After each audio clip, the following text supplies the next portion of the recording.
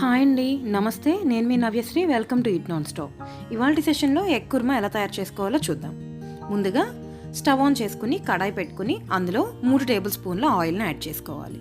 Oil కొంచెం వేడైన తర్వాత జీలకర్ర 1/2 టేబుల్ స్పూన్, అలానే 2 పచ్చిమిర్చి చీలికల్ని యాడ్ చేసుకోవాలి. ఇవి కొంచెం వేగుతున్నప్పుడు 2 మీడియం సైజ్ ఆనియన్స్ని ఫైన్గా చాప్ చేసుకుని యాడ్ చేసుకోవాలి.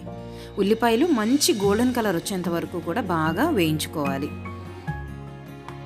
ఈ ఆనియన్స్లోకి 1/4 టేబుల్ స్పూన్ పసుపు కూడా యాడ్ చేసుకుని బాగా కలుపుకోవాలి.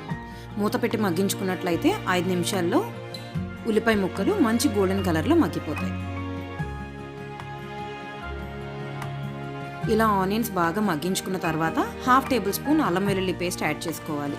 అల్లం వెల్లుల్లికున్న పచ్చివాసన అంతా పోయేంత వరకు, మంచి సువాసన వచ్చేంత వరకు బాగా ఫ్రై చేసుకోవాలి.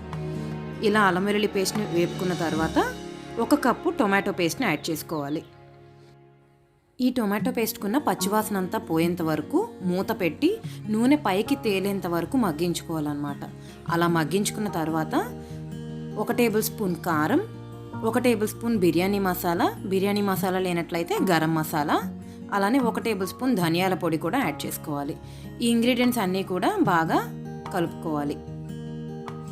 బిర్యానీ మసాలా వేసుకున్నట్లయితే ఈ గ్రేవీకి మరొక ప్రత్యేకమైన టేస్ట్ ఉంటుందండి, సో అది మిస్ చేయకండి. అలానే గ్రేవీ కన్సిస్టెన్సీ కోసం 200 ml వాటర్ని యాడ్ చేసుకోవాలి. ఇలా ఒకసారి బాగా కలుపుకున్న తర్వాత బాయిల్ చేసుకుని స్లైస్ చేసుకున్న ఎగ్స్ని యాడ్ చేసుకోవాలి. ఎగ్ కర్రీ అంటే మనం ఎప్పుడు ఒకేలానే తింటాం కదండి, కానీ ఈసారి ఇలా మీరు బిర్యానీలోకి కానీ చపాతీలోకి కానీ ఇలా ట్రై చేసి చూడండి, మీకే ఆ తేడా తెలుస్తుంది. సాల్ట్ నేను ఇందాక చిల్లీ పౌడర్తో పాటు యాడ్ చేయడం మర్చిపోయాను, అందుకని ఇక్కడ యాడ్ చేస్తున్నానండి. మీరు అక్కడే యాడ్ చేసేసుకోవచ్చు సాల్ట్ కూడా. మీ టేస్ట్కి సరిపడినంత సాల్ట్ యాడ్ చేసుకుని ఇలా బాగా కలుపుకోవాలి. గ్రేవీ మీకు చిక్కపడేంత వరకు ఒక 5 నిమిషాల సేపు మగ్గించుకున్నట్లయితే సరిపోతుంది.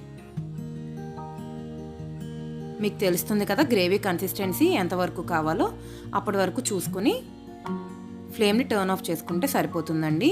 ఒకసారి సాల్ట్ కంటెంట్ని కూడా చెక్ చేసుకుని సరిపోయినట్లయితే మరి కొంచెం సాల్ట్ని యాడ్ చేసుకోండి. అలానే కసూరి మేతిని కొద్దిగా నేను ఇట్లా హ్యాండ్తో క్రష్ చేసి యాడ్ చేస్తున్నాను. అది కేవలం ఆప్షనల్ మాత్రమేనండి, మీ దగ్గర ఉంటే యాడ్ చేసుకోండి. గ్రేవీ మంచి కన్సిస్టెన్సీలోకి వచ్చిందండి. సో ఫైన్గా చాప్ చేసుకున్న కొరియాండర్ని కూడా, కొత్తిమీరని కూడా చల్లుకొని బాగా కలుపుకున్న తర్వాత ఫ్లేమ్ని టర్న్ ఆఫ్ చేసి వేడివేడిగా చపాతీతో కానీ, బగారా రైస్తో కానీ, లేదా బిర్యానీతో కానీ సర్వ్ చేసుకుంటే చాలా చాలా చాలా టేస్టీగా ఉంటుంది. మీకు కనుక ఈ వీడియో నచ్చినట్లయితే తప్పకుండా సబ్స్క్రైబ్ చేయండి.